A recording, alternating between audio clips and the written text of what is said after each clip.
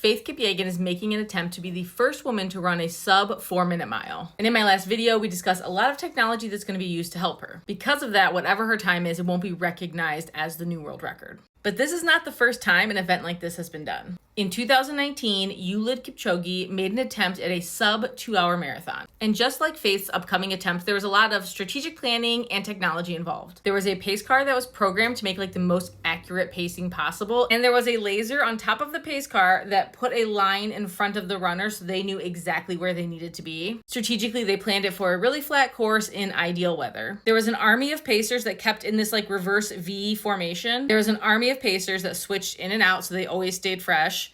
And they remained in this reverse V formation, I assume, to create a slipstream for Kipchoge. And even though these records aren't officially recognized, I think it's important to do events like this, even if it is assisted by technology. And when I say that, I mean the runner is doing the running. There's nobody else, there's nothing physically helping them run. Maybe this is because I come from the women's sports world where we're experiencing so many firsts at the moment. And I think it takes someone seeing something happen for the first time for everybody else down the line to realize that it's possible. So if Faith is able to be the first woman with a sub 4-minute mile, it shows younger athletes that it is possible and it is something for them to be able to work towards. Back to Kipyegon, in 2019, he was able to finish a marathon in under 2 hours. I love this photo because right at the end, his pacers fell back and they're all cheering for him. This was truly a team event. And I think it's really possible that we see a sub 2-hour marathon, the official record. In 2019, when Eliud made this attempt, he was the current world record holder for the marathon at 2 hours, 1 minute, and 39 seconds. In 2022, Eliud beat his own record by a staggering 30 seconds to make the record mile time 2 hours, 1 minute, and 9 seconds. And in 2023, Kelvin Kiptum obliterated the record at the Chicago Marathon, finishing in 2 hours and 35 seconds.